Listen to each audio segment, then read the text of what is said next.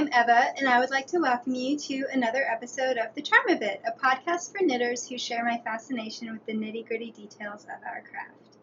I know that I'm a week late in recording. These past 2 weeks have just been a series of unfortunate events, ranging from major things to comparatively minor things like second-degree burns on my left hand. And then last Thursday when I sat down, I was planning to record, and then Moth ended up needing to go to the emergency vet. She's fine now. She's going to her regular vet tomorrow to get some lab work done to see if we can figure out what went wrong, but she seems perfectly normal right now. Anyway, so all of that created a lot of chaos, and that is why I'm recording a week late. But I'm so glad to be sitting down with you all now. Hopefully the lighting won't get too wonky. It's fairly late in the day, and this is just the only time I have to record. Sorry about the wet hair. Same reason. It's either now or not at all.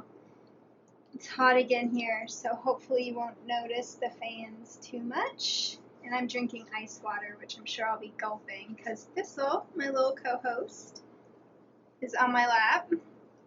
She had dental surgery on Monday, but she was recovered so quickly, so now her teeth are shiny and clean, and the only real thing she has to show for it is her front leg is shaved a bit. But other than that, you would not realize she had ever gone through any surgery, so I'm very grateful for that at least, and hopefully that represents a turning point in my luck, and I have gotten as much bad luck as I need to, because we don't need any more.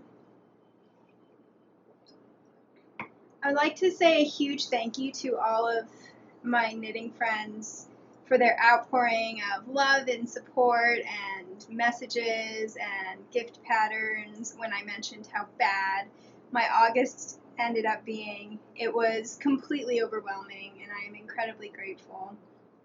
And since I spend most of my time homebound, for those of you who are new to the podcast, I have chronic illnesses that severely limit what I can accomplish. Anyway, most of my socializing is done through the internet, and so it was just, it was incredibly touching to know that all of you were wishing me well and kind of keeping me company through the rough bits, as well as all of the fun bits that I have. So thank you so much to everyone. For quite a while with the burns, I couldn't type that well on my phone, so I know that I didn't reply individually to all of the messages, but I read them all, and they were all very deeply appreciated. And with that, I think all I have to do is welcome returning viewers to the podcast and any new viewers who want to check me out. I tend to be very project-centric and ramble a lot about the specifics of what I'm knitting. So if you like that kind of information, then you might like the podcast. One more piece of podcast business is I have 2 winners to announce. I've actually already gotten in touch with them on Ravelry, but just for you guys. So the winner of the Skein of Sweet Sparrow yarn for the bookmark knit along is Knockout Kyla, so that will be going out. And the winner of the giveaway of Eden Cottage yarn from Claire's new shop, The Woolly Thistle, is Dance, who did not include her name in her Ravelry profile, but congrats to those 2 winners. I'm sorry you can't all win. This is why I don't usually enter giveaways for other podcasts, because I get sad when I don't win. But I wish that I could give everyone something.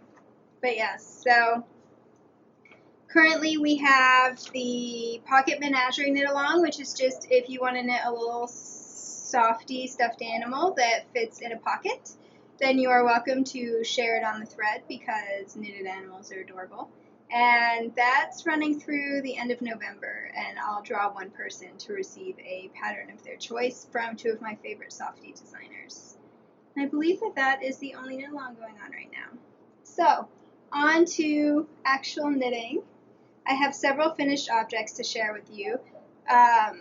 When I burnt my left hand, I couldn't knit Continental for a few days, and I couldn't knit at all for 1 day. But after that, my left hand could just hold the needle while I did English style knitting. So I still did a little bit of work. I still got some stuff done, and then it's been suitable for Continental knitting for quite a few days now. So first up is my Howdah slip cover. A Howdah I had to look this up on Google, are the seats that quite a few different Indian states, Indian princes and things would place on top of elephants so that they could ride the elephant. So that's where I got that name from.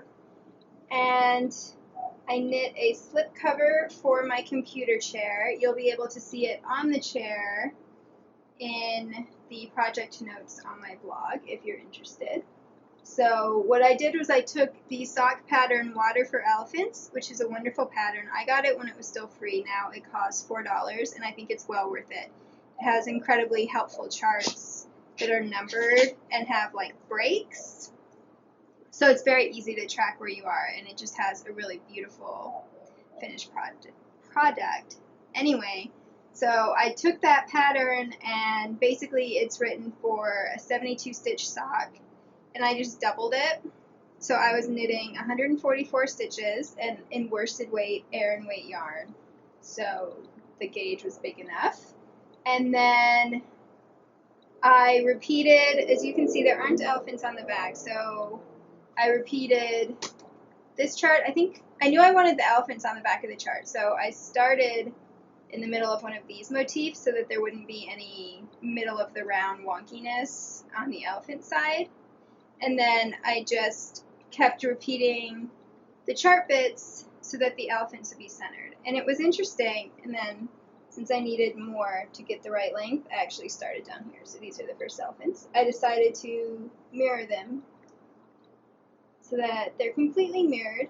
It was interesting because when I started knitting this, the pattern includes mirrored charts so that you can make a left and right sock.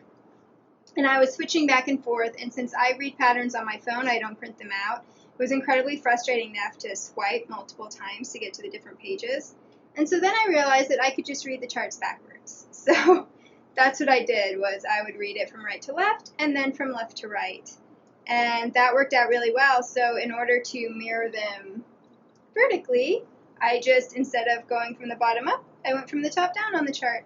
And I did the same thing on these. It was even easier because these are symmetrical in the middle as well. And so I only had to look at that much chart and just keep going back and forth. I did use a few stitch markers I like a few stitch markers whenever I'm doing Fair Isle. I like to match them with breaks in the chart because that way I can see if I'm off before I have finished a round. There's nothing worse than doing a long stranded round or lace round and getting to the end and you're like one stitch off. And then you have to look at all of your knitting, and inevitably the mistake you made is way back at the beginning, and it's just frustrating. So I find that stitch markers are a really good way to minimize the amount of tinking back that I need to do. The yarn is Barocco Remix, which is 100% recycled. It's recycled from clothing. And so it's a big mix of fibers. It includes cotton, linen, silk, some acrylic. I don't think it has any wool. And I really wanted something that was machine washable since I have pets and I drink things while I'm sitting at my computer and I'm a klutz. And I wanted something that wouldn't be hot in the summer since I don't have air conditioning. But I don't like buying conventionally grown cotton when I don't have to because of both the environmental and labor issues around cotton. So I thought that this was an excellent way to manage that. I heard about it on Tanya's podcast, who is the Sampler Girl. She made a beautiful shawl out of this, and it's super snuggly. It basically feels like a sweatshirt. So I think it would be really good for baby knits, blankets, and what else? Oh, softies, because when you need something that's machine washable, but you're still trying to find a good ethical option, and you want something that's soft and snuggly, but you don't need the insulation of wool necessarily, then this is definitely one to consider. Other things. Originally, I was planning to Kitchener the top close, so I knit this in a tube, and then I joined the top.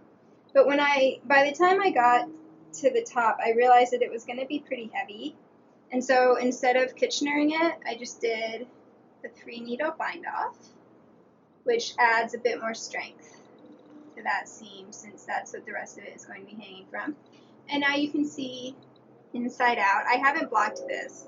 I did block this part when I was in the middle of my project, but any untidiness I'm going to blame on the lack of blocking. I need to start it. So we were here looking at the insides, and what I wanted to mention is that I don't catch my floats unless they're going longer than 6 or 7 stitches. So you can see I did catch a few floats with the elephants. Maybe you can see. But other than that, all these floats are just according to the pattern. I know that quite a few knitting podcasts who do color work catch their floats every 2 or 3 stitches. I prefer not to do that, first because I really like the rhythm that I get by not catching the floats, and second because I like having a kind of looser fabric. So I think both methods work perfectly well. It's just whatever you're most comfortable with. I just thought I'd mention that since I've seen a lot of people lately talking about catching their floats very frequently. And honestly, even not catching the floats, I think it looks pretty neat and tidy on the inside, you know? Like, I don't know. I don't think that that's like a hideous monstrosity of tangled yarns. This pattern is really good for beginning Fair Isle because, as you can see, except for the elephants, I just flipped you to the non-elephant side, there aren't very long floats. So you're not going to have to catch many things, except for when you're doing the elephants that are cute enough to make up for the extra hassle. I started this with a provisional cast on because I hadn't decided. Obviously, my computer chair is an L, right? So this is the back and this is the seat. And this piece goes on the back, and I hadn't decided. Originally, I was thinking I might make an L-shaped slipcover so that I could put it around the seat and the back together. But once I had finished knitting this, I realized that in case I ever replace my computer chair, if I leave it like this, I could make this into a pillow or something. But if I turned it into a more specific shape, it would not be so versatile. So I've decided to use this for now and perhaps knit a cover for the base later. I'm thinking I won't put elephants on that one. I'll probably do a simpler pattern. So I undid the provisional cast on, and I thought a little bit about what border I wanted, and I finally decided I didn't really want to distract from the elephant, so I just went with a garter stitch border. And I put in buttonholes, and I put them in on both sides. So that means that once I find buttons that I like, and I did 4 buttonholes, I'll be able to sew a larger button to a smaller button, and then treat this like a cuff link so that I can have either button on either side, and it makes it entirely reversible so that if for some reason I get tired of looking at little elephants, I can have this side out instead. Since I had to do the chart twice, you can see that line of just teal running through. It's because I didn't feel at the time like working out where to put the stitches for a continuing row, so I just did a row plain. I didn't realize how obvious it would be. It kind of jumps out at you, so I might take some gray yarn and duplicate stitch in some stitches just to break up that line. But yeah, in case you're wondering, that is why that is there. Let's see, I added a little bit of picot to the bind off just because I tend to like frilly things, and perhaps I'll want to add some tassels later. This took just over a skein of the gray yarn. I bought 2 skeins of gray yarn and 3 skeins of teal yarn because I was planning to, do it double. And I had to use maybe a yard of the second skein of the gray yarn. It was a little frustrating. Well, it wasn't frustrating because I had the yarn, but you know what I mean. And then I used a little over a skein and a half of the teal yarn. So it worked out to about 550 yards. As you can see, it's quite long. And yeah, I didn't do a complete 2 repeats of the chart. So this down here, which remember is where I started knitting. So this is usually the top of the chart. You can see it's not up here. It's because it was long enough, and I wanted to save the rest of the gray skein in case I wanted to do something on the seat of the chair. So that is that. I'm really happy with how it turned out. My one issue is that I bought these yarns online, and I wish that the teal was a little darker so that there was a little sharper contrast. Just because, especially with the Tweety yarn, I think that the design gets a little bit lost. I don't know, I'd like it to pop out a little bit more, but that's a really minor issue. I'm very happy.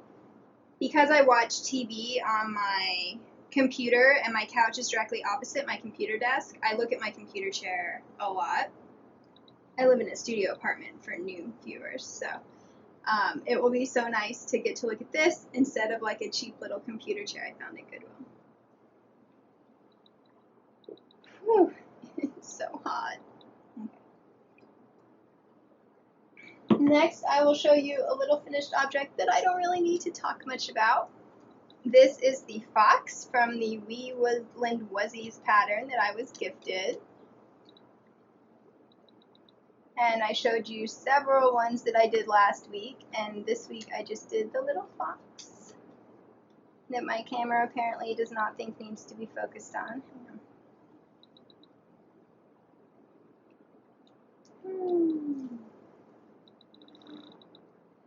There we are. So she is made out of leftover Cascade 220 in the pumpkin spice colorway, and then the same Reverie, which is Knit Picks brushed alpaca yarn for the white and the black detailing and the little safety eyes.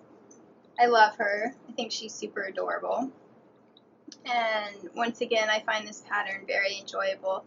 You do seam it up the back, and then you attach the head and the tail, and the ears are all attached separately. But I don't mind that kind of finishing work as long as it's going to look cute at the end. I put in 5 pennies so that she can sit up straight. And yeah, since she's staying with me, I get to name her. So her name is Lisica. I've decided to just continue the Russian naming theme. So yeah, she will join Mishka. So the reason why I knit her when I did, and it was right after I finished knitting her that I burnt my hands, so I was glad I had finished knitting her first. She could keep me company. Was because I wanted to use the rest of the pumpkin spice yarn for a hat. So in between finishing the color chart of my slipcover and adding the border, since I hadn't decided what I wanted to do, I put it in hibernation, and so then I needed a new worsted weight project. And I decided to do one with my scraps. When I was knitting my Thistledown sweater last December, which I knit out of this BFL Sport from Blue Moon Fiber Arts in the PDX Rose City colorway, which is my favorite tone of blush. I love this color so much. But when I was knitting that, I needed a provisional cast on for the sleeves, and I happened to have this yarn lying around, so I used that for my crochet chain, and I really loved how the two colors looked together. So I knew that if I had enough left over, I would want to make a hat combining the two. Because the pink yarn was sport weight, I held it doubled, so it was probably more of an Aran than a russet, but it worked out fine. So this hat and I knew that I wanted the colors to be together, and originally I thought that I wanted a little bit of color work, so pink band, just because orange is not my best color. I can get away with it, but it's easier for me to get away with if it's not right next to my face. So here it is on. I think I forgot to mention it, but I called it September's Gingerbread Tam, and I will explain more about that later. But yes, and now since it's really hot, we'll take it back off to talk about. Okay, so I knew that I wanted a pink brim, and then for the main body to be russet with pink accents. I think I knit this hat. I think this is my 9th version. I did not knit them all to completion. This is the 3rd completed version that I did. But yeah, the reason why it took me 2 weeks to knit a worsted weight hat is because I kept trying ideas and getting however far in them and then not liking them.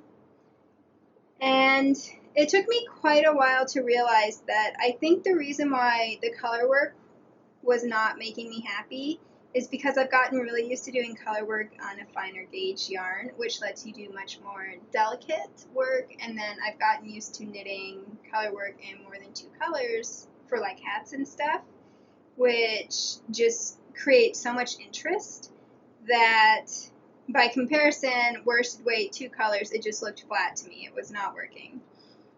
And so eventually I realized that, and so I thought, okay, well, the yarn is a heavier weight, what kinds of stitches are really well suited to a heavier yarn that perhaps in a finer yarn might not look as good? And I immediately thought about 2-color slip stitches because Barbara Walker is a huge fan of that type of knitting. So in her pattern books, there are a whole lot of options. And this one is called Royal Quilting, and it caught my eye from the first time I saw the treasury. I actually have plans for a sweater with a yoke that would do that, and then the color that it'll be quilted will also be a little Peter Pan color. I have so many plans for sweaters. Anyway, so once I realized that I wanted to try a slip stitch pattern, I knew exactly which one I would go for. I need to reset my camera and then I will talk. At the same time, most of the hat iterations had a 1x1 ribbed brim, but then one of my Instagram friends, Christine Knits maybe, I'll include her info in the show notes. She posted a hat that she had knit from a free pattern called My Gentle Protector that had this lovely garter stitch band with the little button, and I loved it. So I decided to basically appropriate that band, and then I just had this button in my little button jar. I don't even know where the buttons in my button jar came from, but they're there. So I thought it was a good match. And you knit the brim flat. And then to figure out the stitch counts and stuff, I just used Ann Budd's Handy Book of Patterns, which includes a tam pattern. And when I had been doing the color work, my gauge was 4 stitches to the inch, and so that's the directions I follow, but it turns out slip stitches make for a tighter fabric.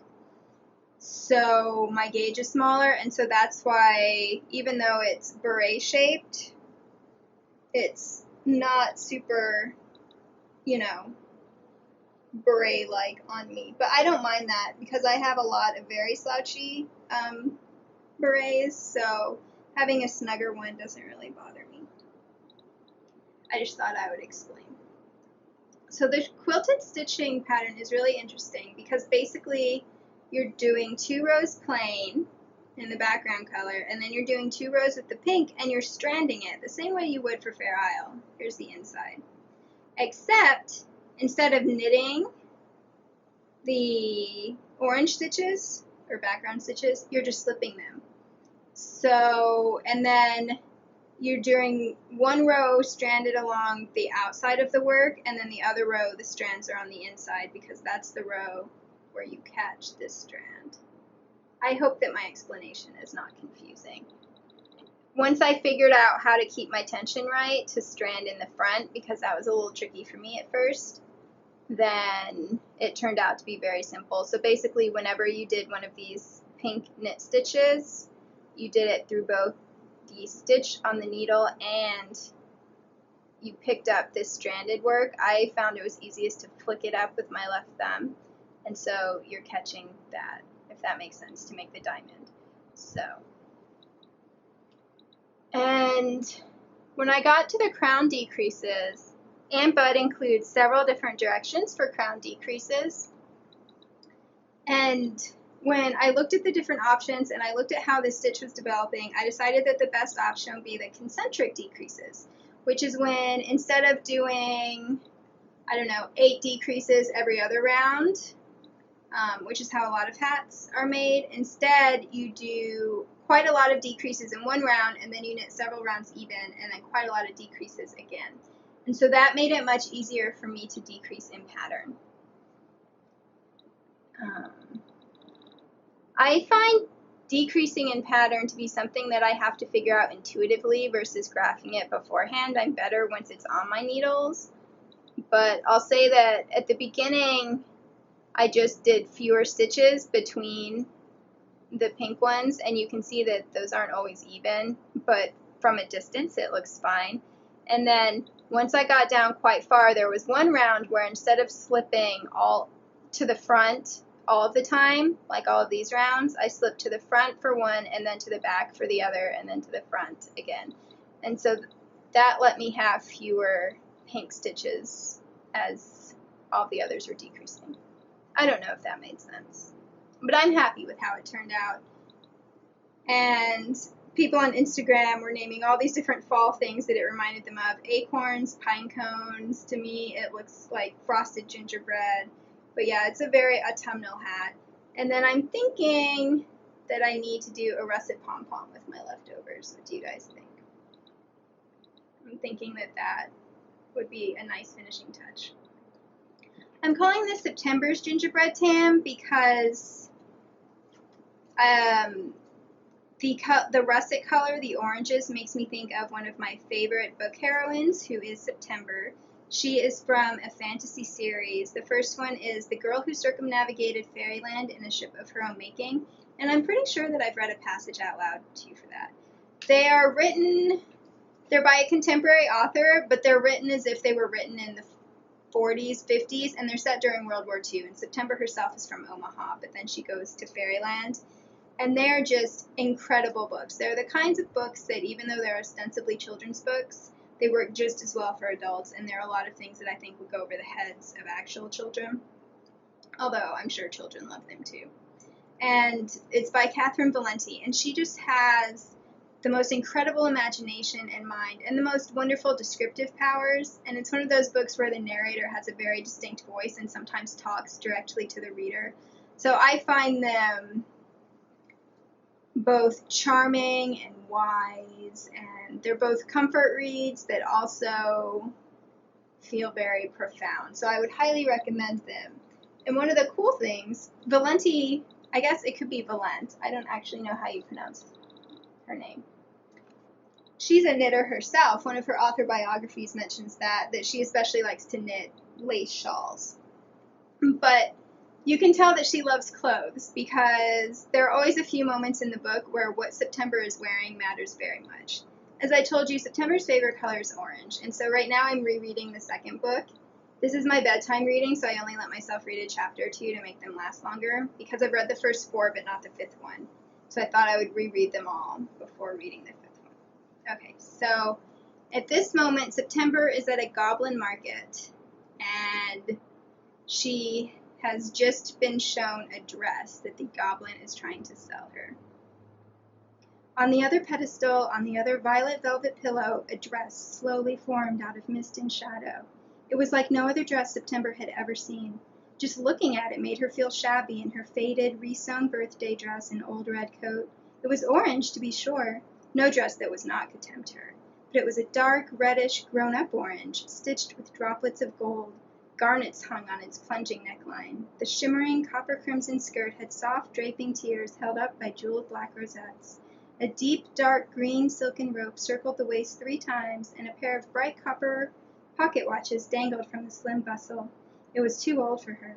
It was too fine and knowing. September, a practical and still very young girl from the fields of Nebraska, found that, for no reason at all, it felt to her strangely dangerous. Her red coat's fur collar bristled, and it drew in close around her as if to say, "You don't need that trussed-up thing. I can keep you safe. I don't want company." "That's a lady's dress," whispered September. So that's a sample of her writing, which is so descriptive that, I mean, as soon as I start reading, I can see everything in my mind. And September is a really wonderful heroine. I would highly recommend her. The books also include these absolutely wonderful sketches at the beginning of every chapter. I love them so much. Sorry. Okay, so that is where the hat name comes from. And oh my gosh, I have another finished object to tell you guys about. I did warn new viewers. Okay, so these are my aunt's socks. I don't know why my nose always starts rebelling when I podcast. Must have aspirations to become reindeer. So when you last saw these, they were in a very different pattern, and I was calling them my blue raspberry popsicle socks. But now I am calling them my The Sky is Crying socks, which is, it amuses me because it's a very melodramatic way to talk about these socks, since they gave me so much hassle. I'm so glad. I was so glad when I finally finished them. But of course it's named after the Stevie Ray Vaughan song, because that's an awesome song. As you can see, they match, and they are knit out of Knit Picks Felici in the Beyond the Wall colorway, which is a self-striping yarn. To preserve the stripes, I did a Fish Lips Kiss heel, and the texture is the Hermione's Everyday Sock pattern. So after I had knit to about here on the first sock, I found out that my aunt did not want socks that hugged her because of her nerve problems. So obviously a rib stitch pattern wasn't going to work, so I ripped it out. And while that yarn was soaking and then drying so that it wouldn't be kinky, I just started another sock with the other skein. It's a nice thing about 50-gram skeins. And I decided on the Hermione's Everyday Sock pattern because I knit myself a pair of socks out of this texture back in January, and they are so comfortable. They stay up, they don't feel too loose, but they also never feel snug. I don't know, they're a very, very comfortable sock. Plus, it's a fairly easy pattern to knit, and I knew that I did not want to be doing something complicated again, since I had spent all that time doing the very complicated fancy ribbing before. So my aunt wears a 7 narrow shoe, which means her foot is about as wide around as my hand. So as you can see, I did enough stitches where it fits, but it's not really tight. Like there's a ton of give in there. These socks go on my size 7 regular feet with absolutely no problems. And this is with, it'll be on the project notes. I'm pretty sure 52 stitches around the circumference for the leg, but I did the cuff on 56 stitches, that ribbing, just so that the tubular cast on would be super loose and the ribbing would not be very tight, would have a lot of give as well. And I knit all of this on a size 0. And then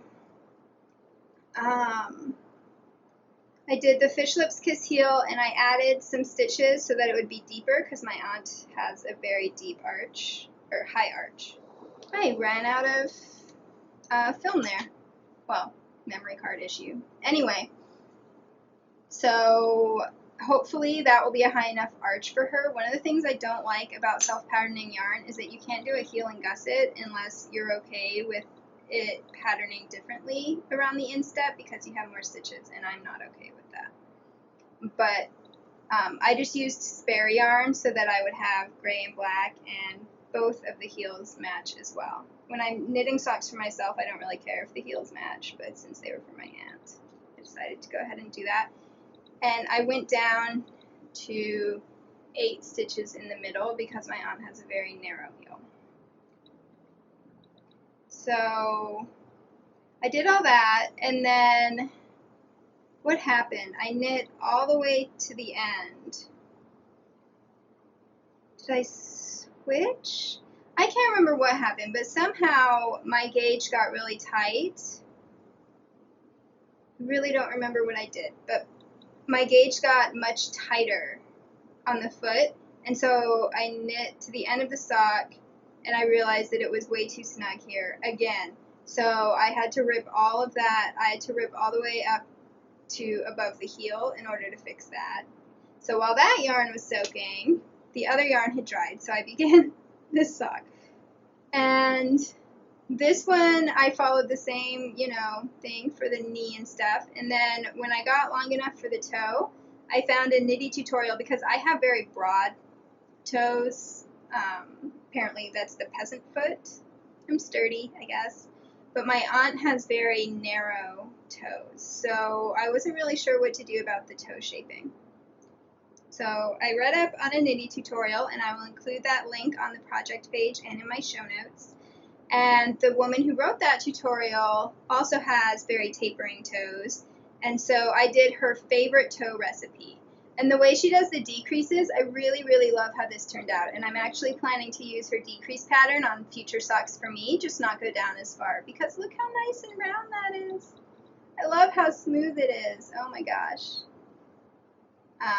Basically, you stagger your decreases, but I really love how that turned out. The only difference is she decreases to 4, which I'm pretty sure I did. Yeah. And then she just puts the yarn through those 4 and draws it tight like a hat. I tried that, but I didn't like it, so I just Kitchenered. I mean, at that point, you're grafting barely anything, so that's what I did, and I'm really happy with how the colors worked out. Whenever I'm using a patterning yarn, I look at all the projects on Ravelry to see what colors I like best as the cuff, so that's why I started with the very dark gray, almost black. And then it just worked out with the length of my aunt's feet that the very tip was black as well, so I did the matching hem. And what I read in one of the stock guides I have, well, I don't have it, but I had it out from the library a while ago, by Charlene Church, and basically she recommends you do the leg just about as long as the foot if you're making socks for other people. So that's what I went ahead and did. If you need guidance for that, that's how I decided. And it turns out my aunt's birthday is tomorrow, so even though I did not knit these as a birthday gift, they will go ahead and get to her right around then. So it all worked out at the end, but yeah, and I'm not even going to go into all the times that I had to rip back like a stripe color. Like I started the toe decreases too early on the second sock because, you know, I was lining them up and I thought I was at the palest one when really I was at this one. It was just, these socks were a little bit cursed. They wanted to not be finished before her birthday, but they are finally done. I'm really happy. I will report back about whether my aunt likes them or not. Oh, and then I forgot to mention, so on the version that I ended up doing, I knit the leg on size zeros. I continued the size 0 for the top of the foot, but for the bottom of the foot, I switched to size double zeros because when you saw these socks last, they had a princess sole, which is when you do reverse stockinette so that there aren't any purl bumps against your foot. That's what made the sock too tight.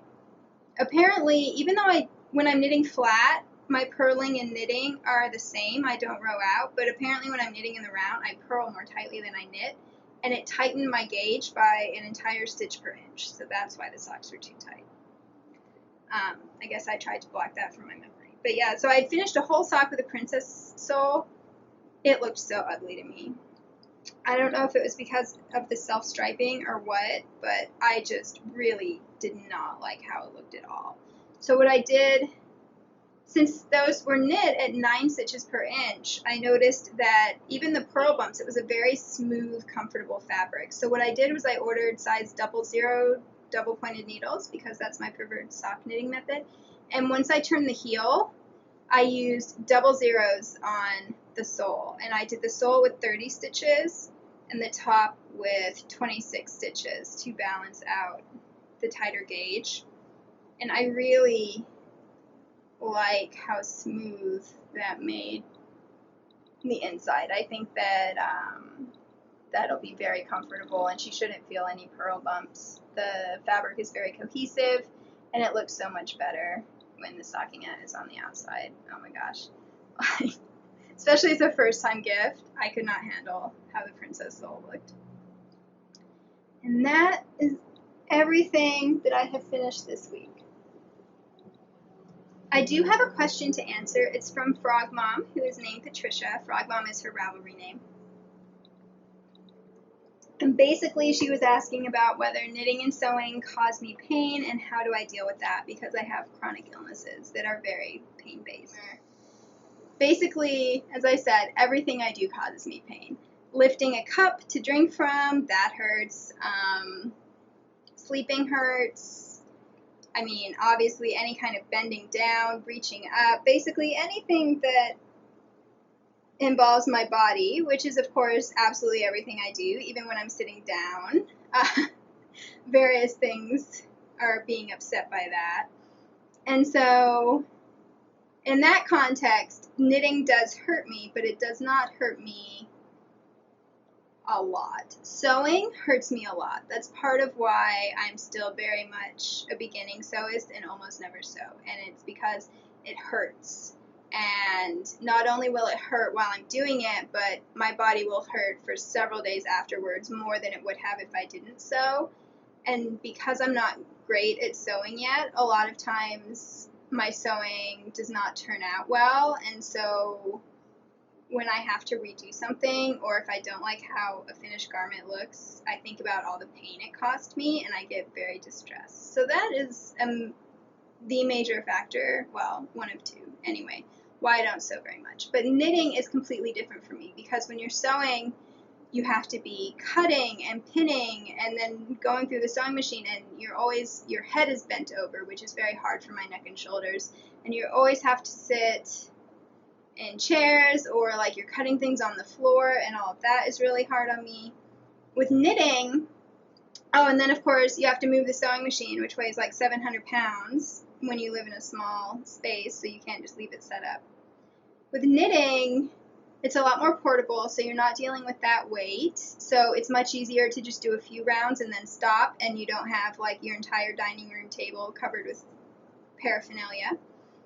And you can sit in upholstered furniture, and you don't have to look down all of the time, so knitting does not cause me, as long as I don't overdo it, more pain than other things that I do on a daily basis. For me, the pleasures of knitting far outweigh the pain. I have to start a new segment, and then I was about to tell you about ways that I minimize knitting pain. Now that we've established that knitting hurts, but no more than a lot of my other daily activities. So when I first began knitting, and I actually took up knitting because it's recommended for people with rheumatoid arthritis because it keeps your joints more limber. And I had a lot of pain in my hands. I'm now thankfully on a medicine that's helping me, but for several years I couldn't write really. Like writing a check is the extent that I could write. I couldn't open a can. I couldn't hold a steering wheel. Anyway, so there was a lot that my hands couldn't do, but for some reason knitting, like I built up how much I could knit in one session, but knitting does not irritate my hands the way that a lot of other things do. So even when I'm not on medication, I can knit more than I can write or type or hold a knife to cut, all of those things. I don't know why. I think it's because you don't have to grip knitting needles the same way. So when I began knitting, I paid a lot of attention to ergonomic knitting. So you want your wrists in like a neutral position. So just make sure that you're sitting up and your arms, like it should be in a straight line instead of, I don't know, like that. It's hard to explain. I'll try to find the videos that talk about it. But basically you want to make sure that you're watching your wrists by keeping them in a straight line, and then you want to make your movements as small as possible because that hurts your muscles less. The other thing is, and I'm sure this is why I'm a loose knitter, is that the more lightly you hold the needles and the yarn, the less pain you're in because your muscles and joints aren't working so hard. At least I would assume so. I'm not a doctor. But I have found that whenever I try to knit tighter on purpose, my hands start hurting really badly. The other thing is, and I notice this a lot with the socks, so I knit the size 0 part on my usual wooden double-pointed needles, and they're not regular wood, they're laminated wood. I think that they're the same type of material as the ones you can get from Knit Picks. They're just made by a different company that actually originated that idea. So they were like first. Anyway, that has nothing to do with this. So those needles have a bit of give in them. And the size 00s that I ordered are stainless steel because it's impossible to find tiny double-pointed needles in anything other than stainless steel. And they're a lot firmer and they hurt my hands. So yeah, definitely experiment with different needle materials because that can make a big difference. For me, having a sharp point, a sharp tip on the needle also makes a big difference because it means that I don't have to work as hard to manipulate the stitches. Does that make sense? Like, it's very easy to do a knit 2 together or something because that tapered point lets you get into the loops. Knitting loosely helps with that too. The other thing is, I always make sure that I am knitting projects with different weights of yarn, and I alternate. Like when I sit down to knit, I don't just knit on one project. That's why I have several projects going at once. So I'll knit, usually at this point I'm up to being able to knit around 300 stitches before I break. And so then I'll take like a 5-minute break, and then I switch to a different project that has either different weight of yarn, different size needles, a different stitch style. For instance, when my hands are very sore, knitting plain stockinette feels much less painful than like doing a lot of twisted stitches or something that involves like a whole bunch of decreases, that kind of stuff, because your wrist, at least my wrist, ends up moving more when I'm doing the decreases. So that can be another thing that helps, is alternating. And then, as I mentioned before, I knit with both continental and English style, and I'm actually going to teach myself Portuguese style soon. I'll talk about that on another episode. And so I alternate between those two as well. I have found that when I knit English style, my hands and wrists feel it a lot more than when I knit continental style, and I think it's because I flick, so there's a bit more movement going on than when you're doing continental and the yarn is already there, so you're just kind of drawing it through. So I still knit far more projects continental than I do English style, but being able to switch between them is handy, and not just when you burn yourself right over your tensioning finger. It was like all over here because I foolishly gripped a skillet handle. So the other thing that I do is, a lot of my pain, there's no real medication that would help it, unless the medication was so strong that it would affect my brain, if you know what I mean. Like, you know how really strong painkillers make you very loopy. And I would rather be in pain and sober. That's just, I'm not judging people who would rather have the reverse. That's just, for me, I find it easier to, I don't know, that's just how I would rather live. So my primary source of pain relief is heating pads and especially in summer, being attached to 1 or 2 heating pads, I've got one on my back right now, is not terribly fun, like, at all.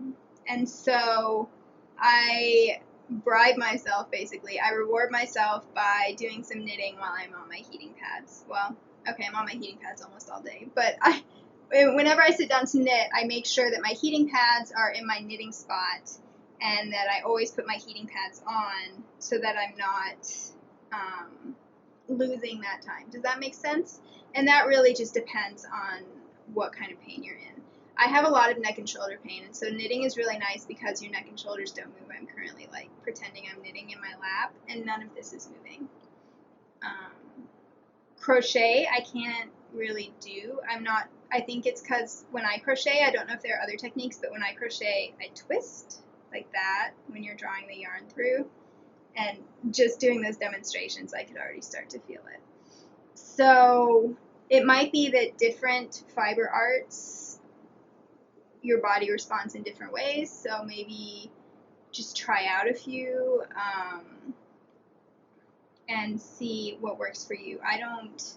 I'm very interested in cross stitch, but I haven't really started to do it because, once again, you have to like look down into your lap, and that's really tricky for me. So that's why knitting is probably always going to be my primary craft, is because it's much easier on my particular body pain than most other crafts and other hobbies, really. So I hope that helped. Alternating knitting styles, needle sizes, yarn weight, all of that, and taking frequent breaks. And sometimes I will totally overdo it because I just get really into a project and I pay for that. And so I try really hard to create scenarios that create natural breaks. So, like, if I'm watching Netflix, I'll set my computer so that it will shut down in an hour.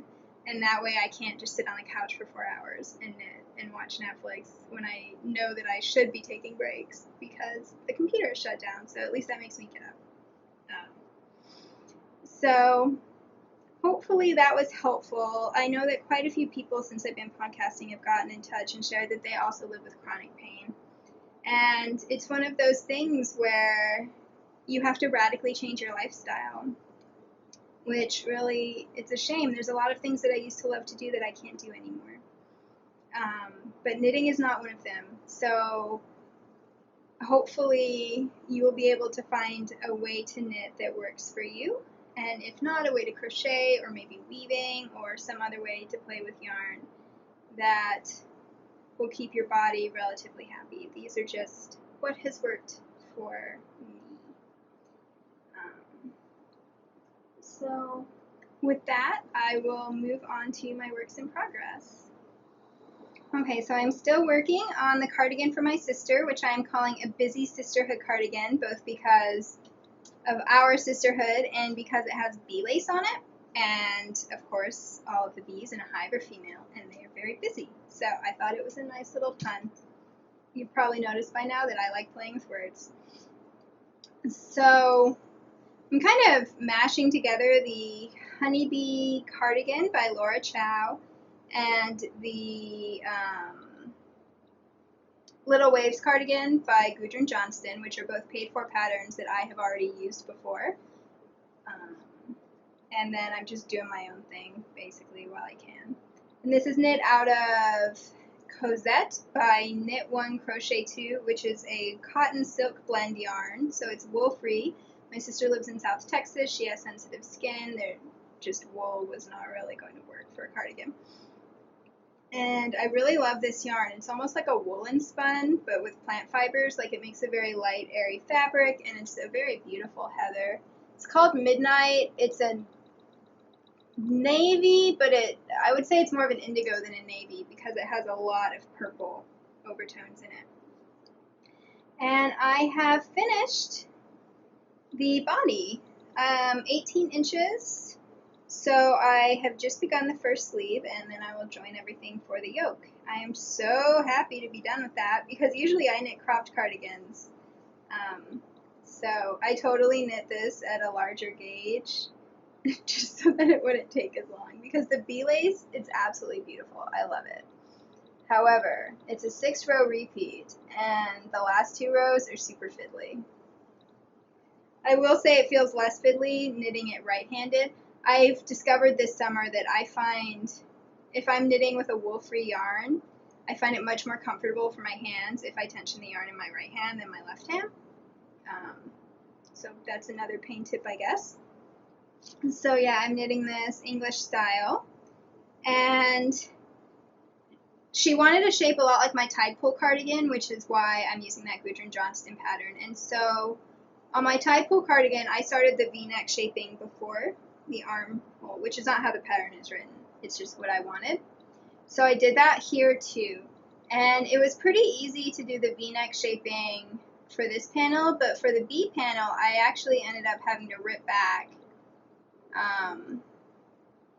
a whole B repeat, I think, yeah, so 6 rows, because I had originally, once I finished this B, so I knew that after that I'd be decreasing, I just switched to knitting in stockinette, but it stood out like a sore thumb.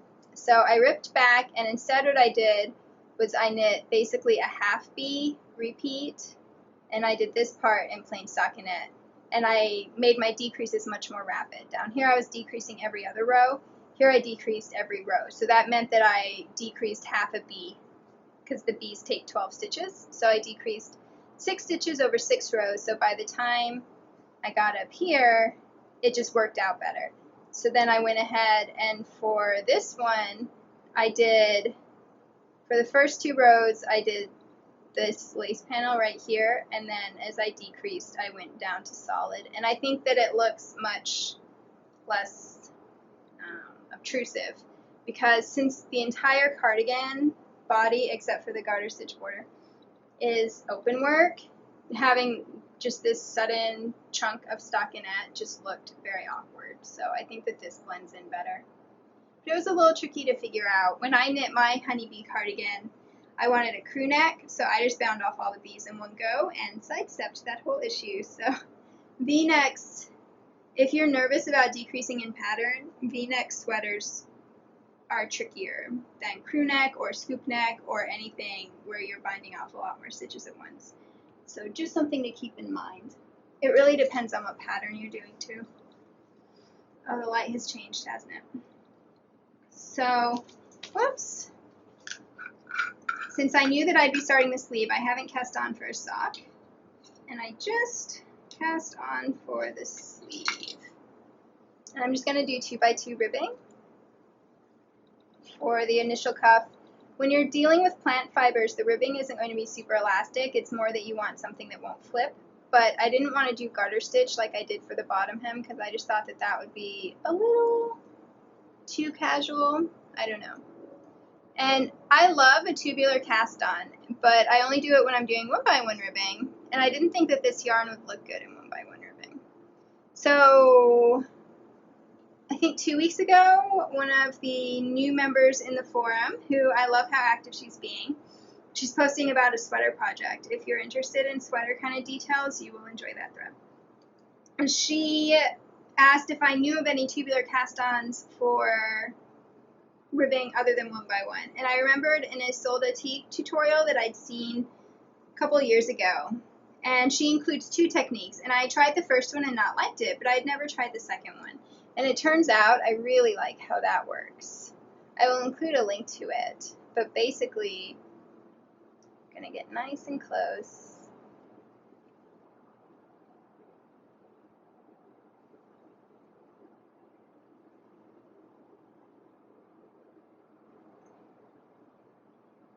Let's try again. I might have gotten too close. I forget that the lens, you have to be a certain distance to focus. Okay, so I'll just talk while let's try again. Basically, what you do is you cast on half your stitches with a provisional cast on, and you knit 4 plain rows of stockinette, and then you unzip the provisional cast on and put the stitches back on your needle, and you do one round, where you're knitting, so you're knitting from 2 needles to get them all together. And it has a very lovely, tidy result that my camera apparently does not want you to see. Okay, there we go. The lighting has changed in here, but I really liked how that looked. It didn't look too messy or awkward. And I really like the neatness of that cuff. So, I love knitting sleeves. I know a lot of people don't, but I usually knit my sleeves in plain stockinette, and that's almost the only vanilla knitting that I do. And I love knitting on double-pointed needles, so I always look forward to sleeves. So, I don't know, I find they're my zen knitting. And I will be knitting these mainly plain stockinette so that it's just easier to layer over, like under a cardigan if the sleeves are solid. But my sisters requested one little bee inside each wrist. So that's that plan. I'm still working on my Miss Lemon jumper, which I'm knitting with lace weight at a very fine gauge. I'm almost done with the 5 inches of ribbing for the back piece, and I'm knitting these on 000s. This is 184 stitches, if that gives you an idea of gauge.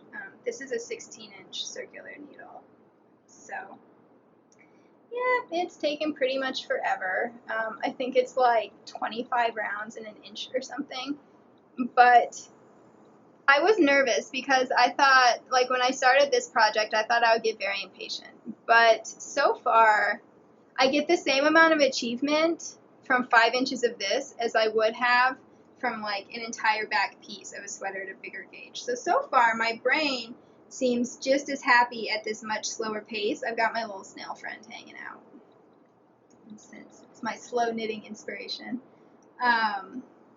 Honestly, at this rate, this sweater won't be done until spring, and that's working steadily on it. So, It's definitely a way to slow down my knitting. I will, right now I feel like I will definitely knit more lace weight sweaters in the future. I'm not sure if I'll switch to only lace weight sweaters or, because I think it's a lot easier to maintain momentum when you're finishing other things. So we will see, but yes. And this is Knit Picks Shadow, which is a 2-ply lace weight merino yarn. It's not superwash, it's just plain merino, in the Opal Heather, which is an absolutely beautiful colorway, and I'm really pleased with how it's knitting up. It's kind of woolly because it's a looser ply. Let's see. This is my newest work in progress. I just cast it on last night. I had insomnia. Here it is. I think that's the front. And then I was knitting on it again today. This is my Distant Shores scarf, and it's using the Waves of Grain pattern, which is free on Ravelry. And those colors aren't really accurate. And it's a knitty pattern. And it's supposed to be about 12 inches long by 70-something, 12 inches wide by 70-something inches long. And I've got 2 skeins of this yarn, and the pattern is one of those where you start at one end and you knit to halfway, and then you start at the other end and knit to halfway and graft in the middle. So I'm just going to knit until I'm out of yarn. My favorite scarves to wear are the pashmina style ones, and so I'm hoping that this style is something that I will wear, because almost all my pashmina ones are ones that I bought when I was like in college, so they're rayon, you know, they're not like woolly. And so that would be something that would be an actual gap in my closet for me to knit for.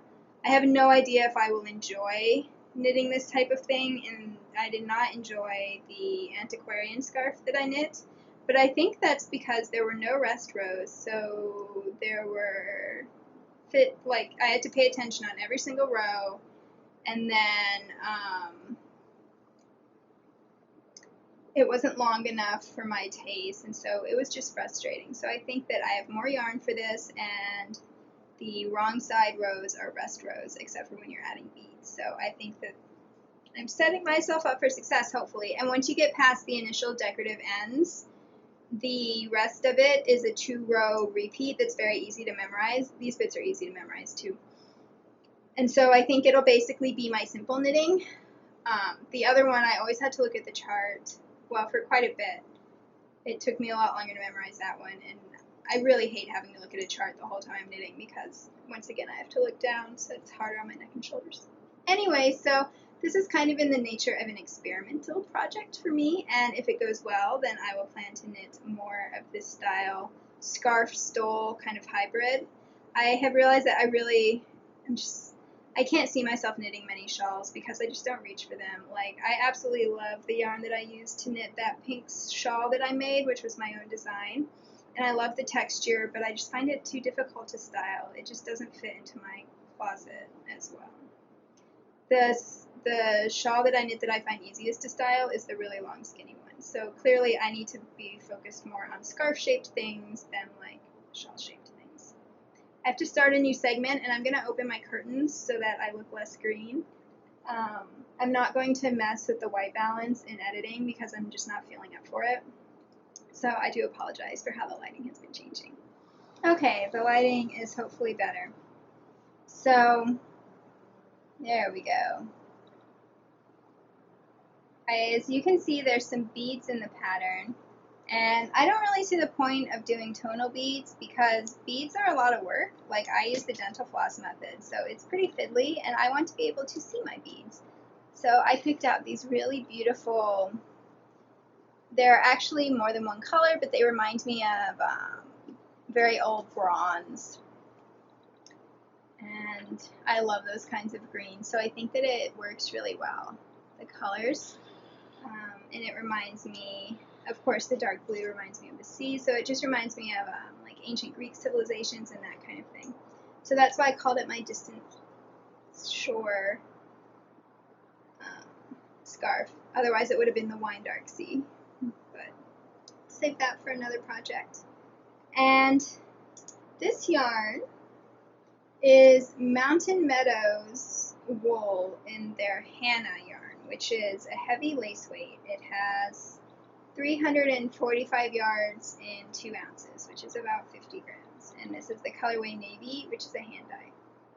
So this yarn was sent to me. This is the other yarn that I mentioned that I would be featuring on the podcast. So consider this the commercial part of the podcast, although hopefully you won't mind. And I have not heard back about whether there's going to be a giveaway and a coupon code. We had talked about that before, so hopefully on the next episode you guys will hear more about that. But for now, I just wanted to say I had not heard of this company before they got in touch. The yarn is not quite that bright, but it is definitely a brighter navy. Anyway, and it turns out they're based in Wyoming, and they are very committed to local wool. It tells me which ranch this yarn came from, which is pretty cool. Mine is Bear Ranch, Montana. And they're a mill, so they process the wool and turn it into all kinds of different yarn bases, and then they offer both natural colors and hand dyes. And they are very committed to sustainable practices. Since they're in the West, they try to decrease their water usage, all that kind of stuff, and you can find all this information on the website. As someone who likes to buy more ethical yarn when I can, I was very surprised that I had not heard of this company before, but I hadn't, and so that's why I agreed to go ahead and feature them, because these are the kinds of companies that I want to see grow so that I have more and more ethical yarn options in the future. And especially since I'm interested in knitting with lace weight, especially lace weight sweaters in the future, I was very excited to be able to try their new lace weight base. And so it's 100% wool, and this is what it says: 100% mountain merino, copyright Targhee. Here, I'll show you the label. I'm not sure. I think that mountain merino is how they're marketing their yarn, because it's all the micron count, which is the softness, is in the merino level, so they want people to know how soft it is, and it is very nice and soft. I mean, I'll have absolutely no problem squishing this around my neck. And I think that if you're interested in more farm yarn type things, but you have sensitive skin, this might be a good company to try, because they include micron count information. Anyway, I think that's why it says merino. I think that they're using that to indicate softness, not breed specific.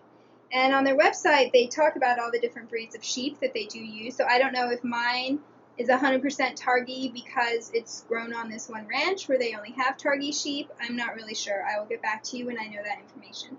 I kind of hope so, because that would be a new breed of sheep that I have not knit with before. Targhee are another breed that descended from merino, like Polworth and Cormo and all the other soft, bouncy yarn that I love to knit with. So,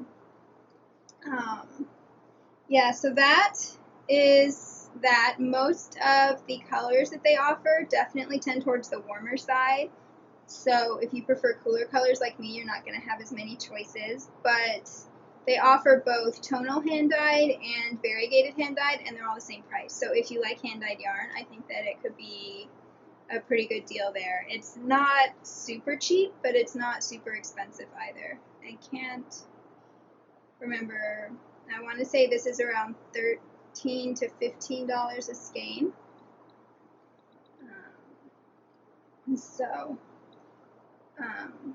Depending on your knitting budget, you will be able to evaluate how much that is. I will check in the future. So obviously I can't report too much on the yarn yet, but I do love how bouncy it is. So it's a nice tight spin. It's spun worsted, so the scarf should hold up really nicely. And I'm pretty sure it's a 2-ply. Let me check. Yep. And look at how nicely it's showing off those yarn overs. I mean, this is completely unblocked, and it already is very nice and open. Of course, my camera's not going to show you. So I'm pretty impressed with it from that level. And I think it looks really nice, even without blocking. So that is all I have to say about that so far. I'm sure you'll be hearing more about them in the future. And after this company, I don't plan to do any sponsored yarn for a couple months at minimum, just to give you guys a break. But yeah, so as I mentioned, most of the colors are warmer. That's why I chose navy, even though I've been knitting with blue yarn forever these days. But my gingerbread tam gave me a nice break. And I have one more work in progress, which is in the swatching stages. So I want to make a vest out of some of my Alice Starmore Hebridean 2-ply yarn. I think I can get a vest out of the yarn I already have as long as I use enough colors, because I'm going to do it a little cropped vintage vest, like 1940 style. And so it's not going to be that long, and I want it to be snug anyway, so it's not going to be that big. And each of these colors is about 100 yards, so I'm hopeful. And this is going to be for the Fair Isle Knit Along over by the Fruity Knitting Podcast, which are an excellent podcast. Very detail oriented as well. And I think it runs through the end of October, so we'll see if I finish or not. So since I'm completely self-designing this, there has been a lot of swatching. And here's what I have to show you right now. I'm using colors that I really enjoyed when I was knitting the bookmarks and the herbarium theme, so I'm doing kind of a floral, but not really a spring floral, more of a, dried floral and botanical inspiration. The bookmark I knit for my sister is a major starting point for me. So my plan is to do 13 row borders, and then each of the borders will be different. That's these. And then the same little Peary, just in different colors. And the Art of Fair Isle Knitting by Ann Feidelson talks a lot about ways you can transition. And so I tried a couple of her methods, and I liked this one, where basically you use a lighter color because your eye goes to the lighter color, and so you don't notice that the color change of the background. It looks less abrupt. Now, as you can see, this is a flat swatch. I started on a swatch in the round, which means I had 45 stitches plus an 8-stitch seek so that I could unravel the seek and lay it flat.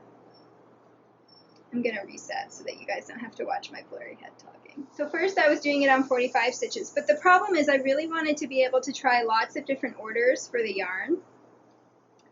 And I really didn't want to have to be knitting 3 motif repeats every time. So I decided to just do 1 motif flat, because this isn't a gauge swatch. This is just a creativity swatch. I've been knitting with this yarn so much that I pretty much already know what gauge I'm going to get. Anyway, and it's a vest. So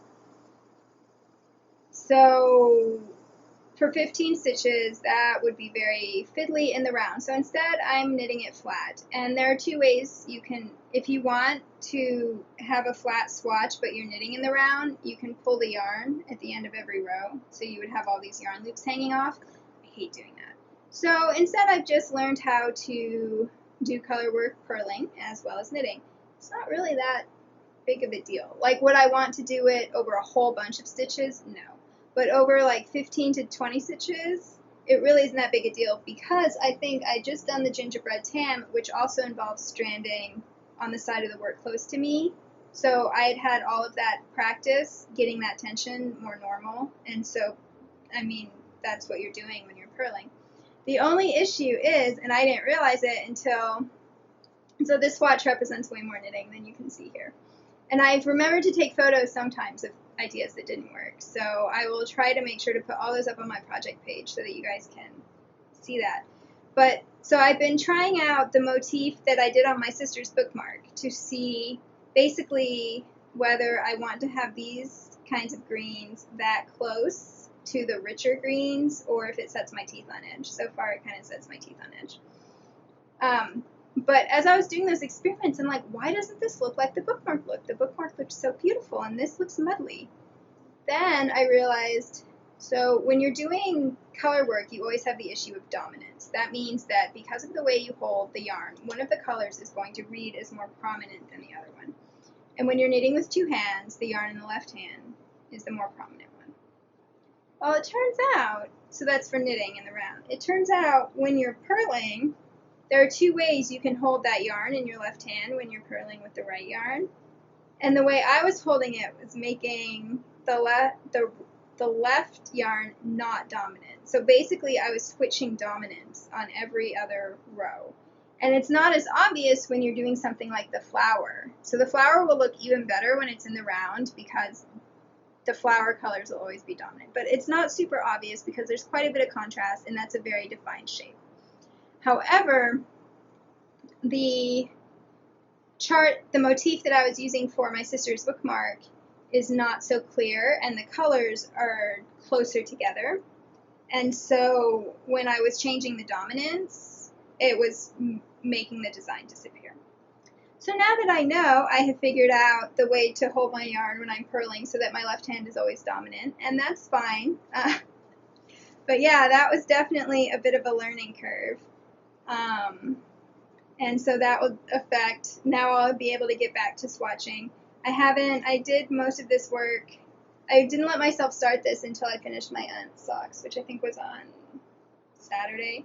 And so I worked on this mainly the holiday weekend, so Sunday and Monday, and then I haven't picked it up since because I find color work to be a bit of a rabbit hole, and my body has been very sore, and I did not want to set myself up to accidentally spend, to start knitting at 6 and not finish until 10. That would be bad right now. So, but I think I'll be able to knit on it a little tonight without too much distress because I have to get up early tomorrow. Anyway, so that is where I'm at with this. I'm still playing with the motifs, and once I decide this next one, then I think I'll cast on and start knitting for the body. I don't think I'm going to swatch the entire sweater before casting on, because I can always stop and swatch in the meantime. The other thing I wanted to mention is also from the Art of Fair Isle Knitting. She says the duplicate stitch is really useful. So you can see on Instagram, when I did this motif, I was trying several different combinations of colors here, and rather than knit them all, I just duplicate stitched them in and decided on my favorite. Whew! Those are all of my projects. For my topic this week, I just wanted to say a little bit about modifications, because I hear from so many people that they wish that they could modify patterns like me, and I completely understand that because I remember being a beginning knitter and looking at projects on Ravelry and the ones where they'd be like, oh, I didn't want a V-neck, so I changed it to a crew neck and I did XYZ, and I was just in awe and also frustrated because I wanted to be able to do that and I couldn't. So if you have never modified a pattern before, first of all, do not be afraid. You have all the tools at your disposal to modify the pattern. It's not like witchcraft or anything. The one thing is you might end up doing a little more ripping. Ugh, I'm sorry, I swear, I don't have nose issues except for when I'm podcasting. It's very strange to me because I knit with all of this yarn and it doesn't irritate my nose. Okay, rant aside. So you might end up doing a little more ripping than you would otherwise, but even when I follow patterns word for word, sometimes I end up ripping because they're not the right size or something like that. So basically, it's not as if the pattern as written is going to magically look the way it might in your head. So you might as well modify it, right? You're taking a chance either way, I guess is my point, until you see the finished project. So if you're new to modifications, what I would do is I would find a pattern that you like the basic shape of. So if you want to modify a sweater, find a sweater that fits the way you want it to, or a hat, make sure you're starting with a beret pattern. If you want a beret, a beanie if you want a beanie, that kind of thing. And then make sure that it's knit at the same gauge that you want to knit at. And you can, when you're searching Ravelry, you can narrow it down by gauge. And you can either find a free pattern on Ravelry to use as your blueprint or a paid for pattern, So you can either do that, or you can get books from the library. I love Ann Budd's books because she provides blueprints for all of this information. So once you've done that, basically, let's say that you really like a sweater, but you like its shape, but it's plain stockinette and you wish it had a little more interest. So then just go to a stitch dictionary. Once again, you can get them from the library, you can buy them, or you can go to knittingfool.com, which is free and it's an online stitch dictionary. I'll include that link in the show notes because I know that that's a kind of weird name.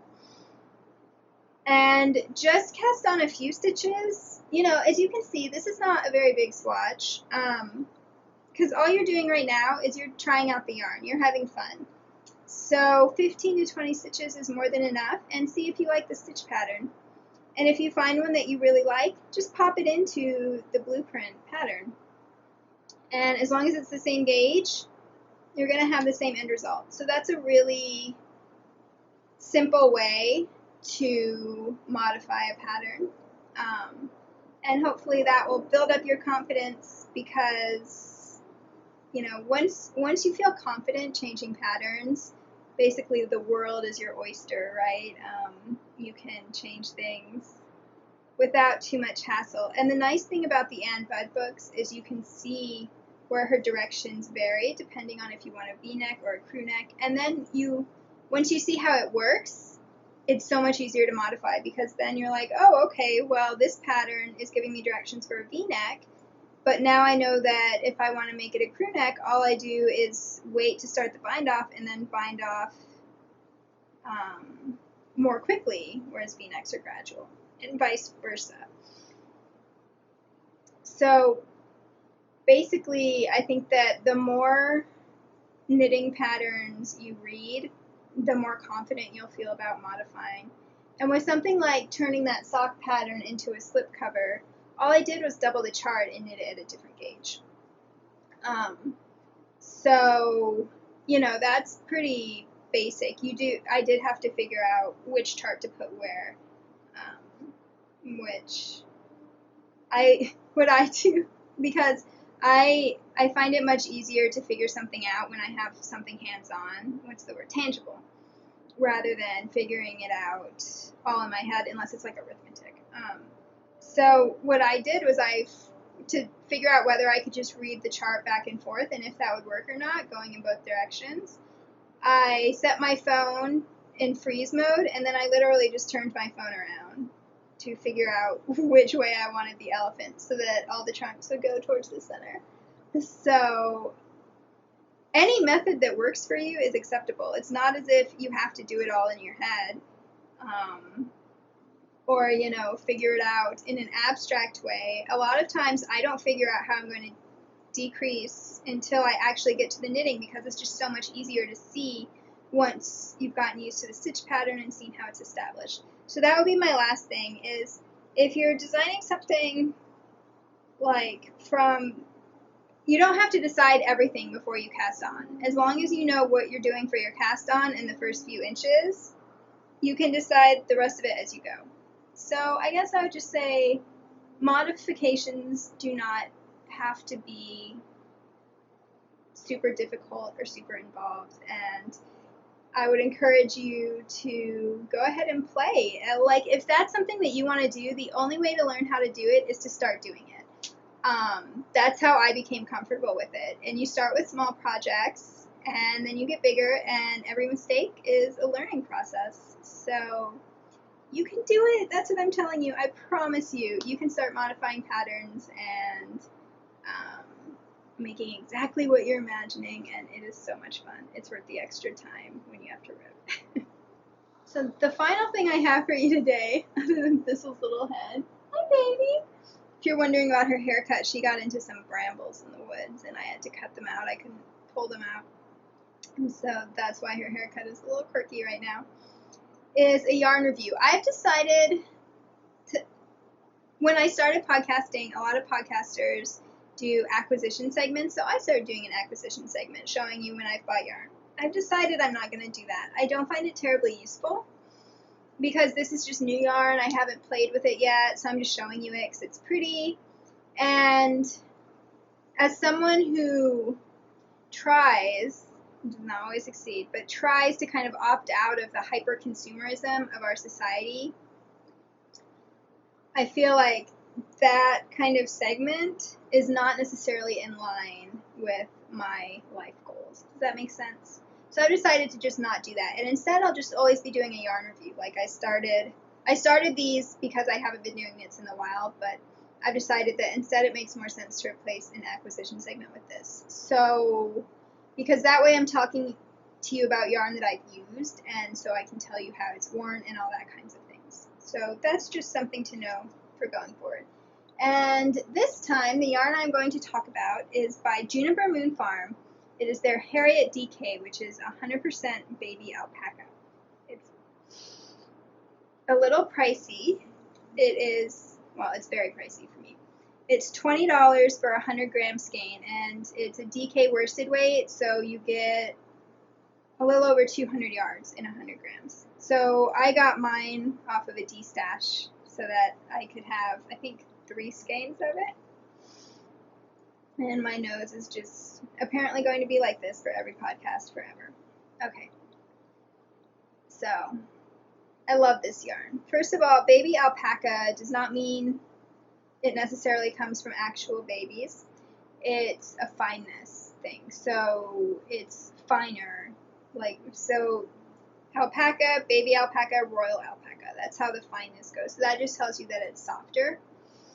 And I find this yarn incredibly soft and smooth. It's like very hot outside, so keep that in mind. But yeah, so my local yarn store in Texas carried this yarn, and every time I would just squish it on the shelves and admire it. And my sister, who, as I've told you, her skin is very sensitive, this is the yarn she picked out for her Christmas present the first year that I was knitting.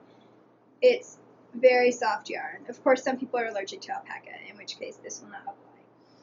But I find that alpaca is one of those fibers that you really can't buy in retail, and if you can, it's going to cost you a lot of money. So sometimes with knitting, it's more expensive to knit it for yourself just to buy the yarn, like not including labor costs. But alpaca things, I find, tend to be a lot cheaper. So I would say that I look at alpaca yarn, especially baby alpaca yarn, the way that some people look at cashmere. I don't buy cashmere yarn because I am very concerned about the desertification of Mongolia and how cashmere goats have contributed to that. So I just feel very lucky that I have alpaca as an alternative. Okay. I have used this yarn. This is the Sycamore colorway, by the way. It's one of their natural colors. It comes in a wonderful selection of natural colors, which is really nice because then, of course, there's less environmental impact. You don't have all that water and energy that you use to dye it. And then they also come in dyed colors, which are all beautiful, rich heathers. So depending on your preferences, you can have both. And the first thing, my sister actually chose this same colorway for her Christmas present, and she wanted a hat. And this was when I didn't know enough to not knit a hat out of 100% alpaca. That hat does not stay on her head. I'm knitting her a hat that will stay on her head for Christmas this year. So yeah, I would not recommend this yarn for hats. Alpaca is very heavy compared to wool, and it's very drapey, and it grows, which is all the opposite of what you want when you want something to cling to your head. However, it is wonderful for a cowl because it is so rich and I don't know, I feel like it looks very rich in a cowl and very heavy. Is rich the word I mean? I think it is. Like, not rich as in wealthy, but rich, like you have rich colors, rich food, that kind of rich. This is the Stockholm cowl, by the way. It's a free pattern on Ravelry, and I totally knit this because of Claire's knitwear in the Outlander TV series. So I love this as a cowl. It does grow, but not super quickly. I would say that I wear this a lot in the cooler months, and I probably have to reblock it every 6 weeks or so. So that's really not too bad. And then I had enough left over for a matching pair of mittens because I love matching. And what I did, I designed these myself, and they're an excellent pair of mittens.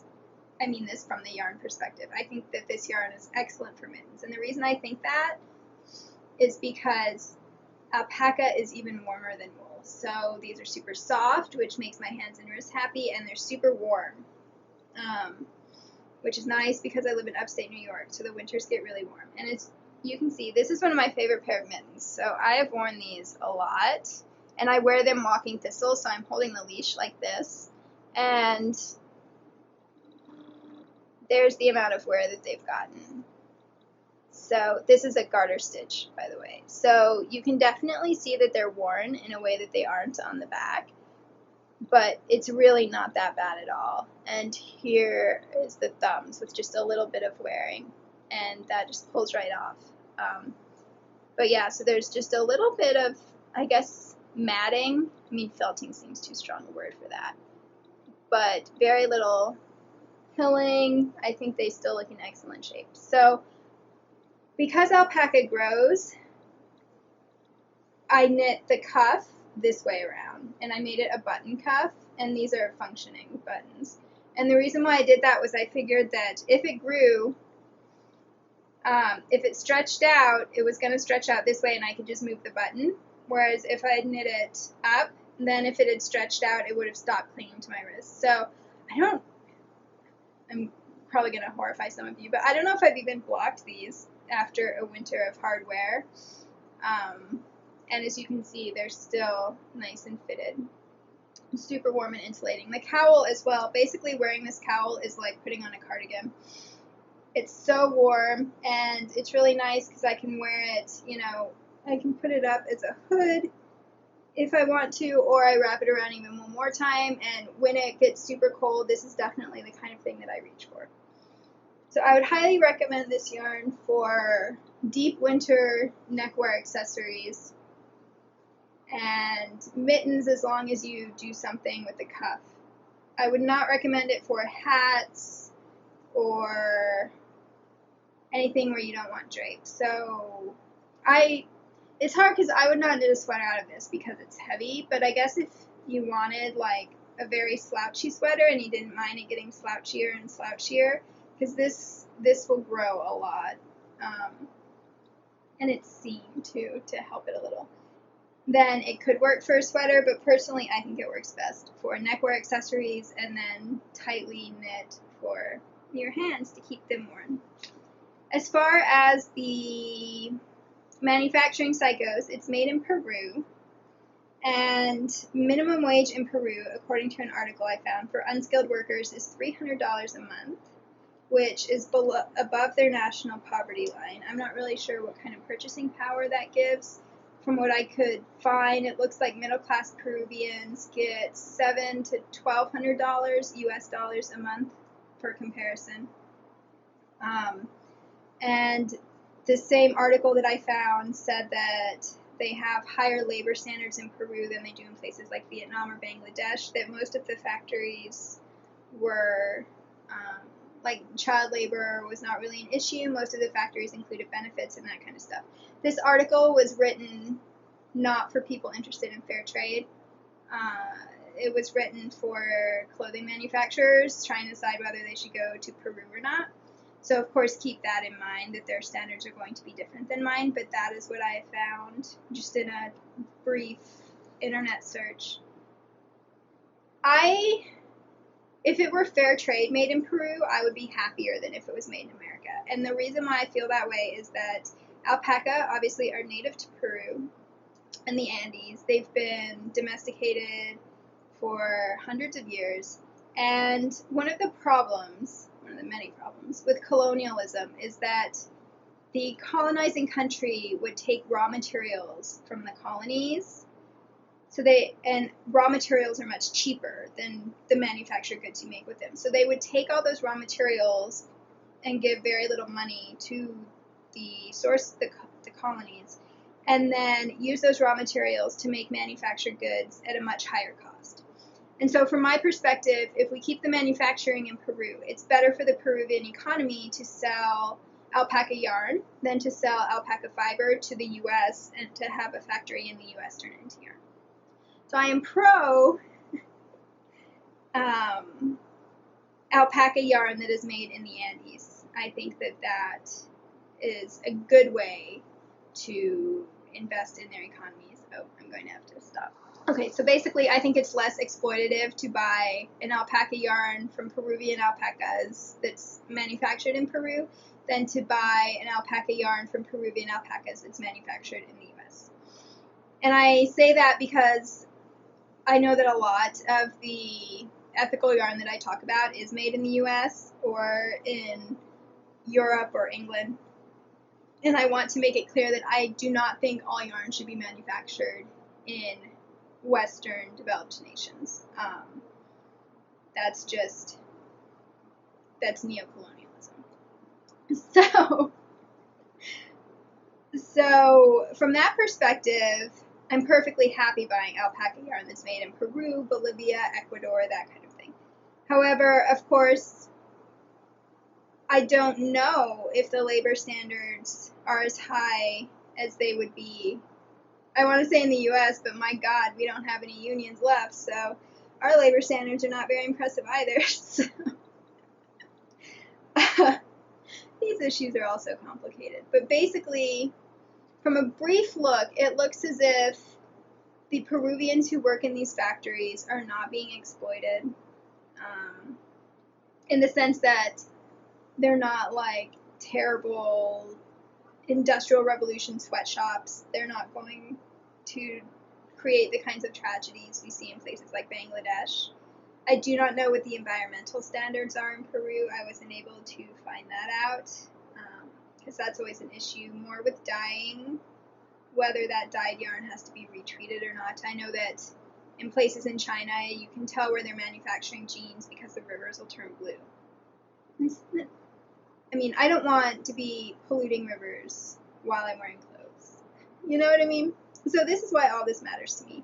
And so I thought I would go ahead and tell you guys what I have been able to find out. The Juniper Moon Farm site didn't give any information about manufacturing. I think because it started as a actual community share farm yarn, so maybe they don't really want to make it super obvious that this yarn does not come from a small farm. I don't know. But it's definitely made in Peru, and it sounds like they have, like, that article talked about factories that have, like, benefits and pensions and that kind of stuff. So hopefully it was made in a way that lets me sleep at night, but I don't know for sure. I just want to be very upfront about that. I would feel comfortable buying this yarn, again, retail, having poked around a bit and found out a little bit about Peruvian manufacturing. From the environmental perspective, of course, the undyed yarn makes it a little easier. And then because I'm in the U.S. is not terribly far from Peru. Like, it's not like it had to cross the Pacific multiple times or anything. So the footprint is larger than it would be if it was manufactured next door to me. But it's not as large as, like, the Cascade 220 yarn. So, yeah. And it's better than if the alpaca fiber was sent from Peru to China and made in China and then sent back to the U.S. That would be a much larger carbon footprint. I hope that makes sense. I don't know if you guys want me to always go into that level of depth as far as evaluating it from labor and environmental perspectives. I am happy to, as, like, there's only so much information I can find on the internet. But if that is helpful to you, let me know. Otherwise, I might, like, develop a little scale rating as a shorthand and mainly just talk about how the yarn works for knitted objects. So yes, this is definitely a luxury fiber to me, but it makes super luxurious knitwear. And where I am, at least, a fingering weight shawl is not going to cut it in winter. So that DK weight is really nice. I believe it is now sold at finer weights, the same fiber. It's like Harriet Fine or something. So if you do live in a warmer climate, that might be a good option. But yes, I love this yarn. I love how it looks. I love how it functions. And sometimes you can get really good Ravelry deals. I got 3 skeins for $40, including shipping. So basically I buy 2, get 1 free. And yeah, not hats. Don't make a hat out of this yarn. And once again, it is Juniper Moon Farm Harriet, and all the information will always be in the show notes in case you are interested. If there are any yarn review questions you have that I did not address, feel free to message me or ask on the episode thread, and I am happy to get back to you on any other information. I guess I should say, so this is, I guess you would call it a lacy texture cowl, and it's the same on both sides.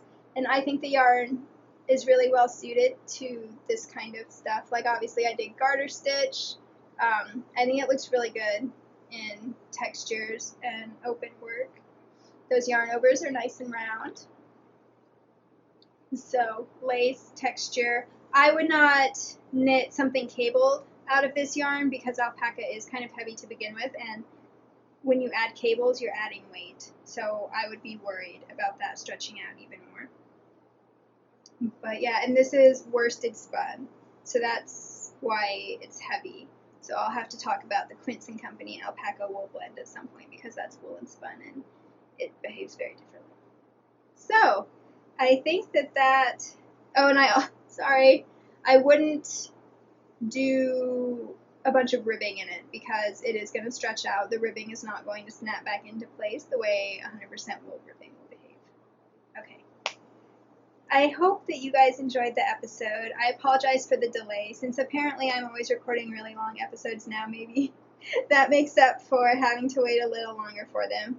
I absolutely love it when people get in touch with me, so please don't hesitate or feel intimidated. I'm just another person, you know.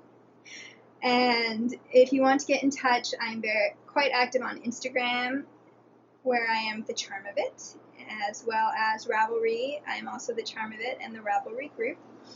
So yeah, if you want to get in touch, feel free. If you want to introduce yourself in the group, that's always fun. But if you don't want to, don't feel obligated to. I just appreciate that you guys are taking the time to watch the videos and, I don't know, give me an outlet for all of this knitting knowledge that I've accumulated in my brain because I find it all just, I don't know, apparently I can never get enough information about knitting. So it's really fun to be able to talk about it with people who are interested because no one in my regular life shares my knitting fascination. So, until next time, bye. Hi, I'm back to just record another quick PS. I'm sure that you guys are used to this by now. I apologize. Someone is chopping down a tree in my neighborhood, which I do not approve of at all. But the point for the podcast is that there is a chainsaw going a few houses over, so hopefully that won't pick up. I tend to have a pretty loud voice, so I think it should be fine. Okay, so first of all, I forgot to mention podcasts in case you are looking for more podcasts to add to your list. I always am. I have one video and one audio this week. The audio is Kim of Cozy Cape Cottage. She is based in Wisconsin, and she has just begun her audio podcast. I believe she has 2 episodes out, maybe 3, and I'm very excited because her podcasts are very project and knitting driven, and she also includes some sewing, which I enjoy hearing about despite the fact that I don't think I'm ever going to be a sewist. Anyway, I'm excited about that because there are very few audio knitting podcasts that I listen to because a lot of them include miscellaneous segments, and I just don't usually like the miscellaneous segments. I know that sounds terrible, but I really just want to hear about the knitting, and especially when they put them in the middle, so then you have to try to like fast forward via 10-second increments or whatever the phone wants to do. I tend to listen to audiobooks instead of knitting podcasts. But Kim's is great, so I wanted to let you know about that. That is Cozy Cape Cottage Podcast. And the links are always in my show notes. And then the other one is Emily of Goldberry Artisans and her Sip Video podcast. She's also fairly new. I think she's, somewhere around 5 episodes in. So you can tell I don't pay a lot of attention to numbers. She is based in Maine, and she is still in college, a lot like Kyla, who I talked about on the last episode. I really enjoy getting to see knitters at various stages of life and how they knit. And Emily is the second oldest, I think, of 8 children. So I find that great, too, because I'm an older sister, and I think that us oldest sisters all tend to get along. Almost all of my best friends have been oldest sisters. Perhaps we all connect with our bossiness. Anyway, I really enjoy her podcast. She includes mainly knitting content, which is what I like in a podcast, as you can tell by my previous diatribe.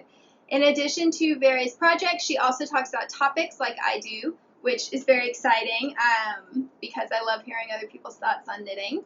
And she tends to knit a variety of patterns and yarn, but she's very much on a budget, and she talks about that and how she gets the most out of her knitting knitting spending, I guess you would say.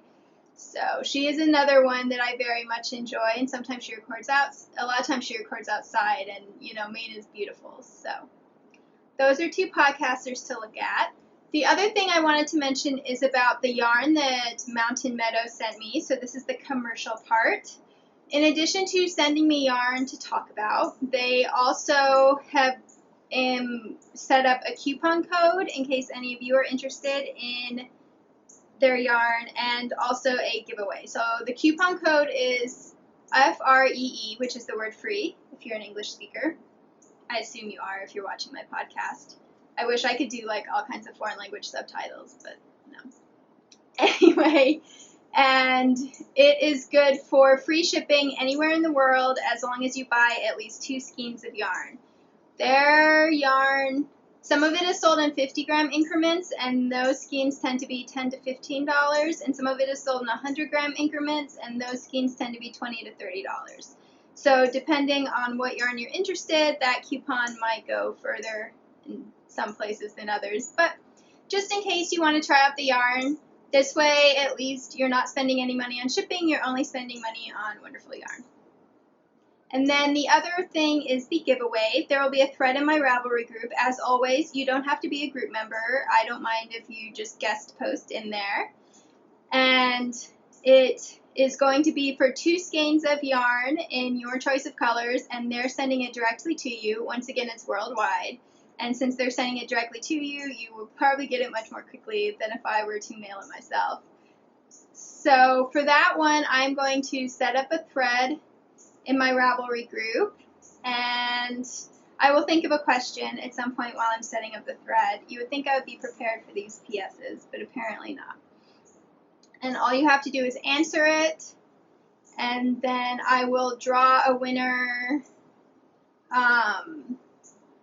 let's say October 15th. That gives you a month to enter. And actually, I thought of a question. Tell me about a yarn whose manufacturing processes you really like. This could be a yarn that you've tried, it could just be a yarn that you've heard about somewhere, but basically I'm always interested in yarn that has what I consider ethical yarn, either smaller farms or the manufacturing process thinks about the environment, or maybe it's fair trade. Any of those work for me.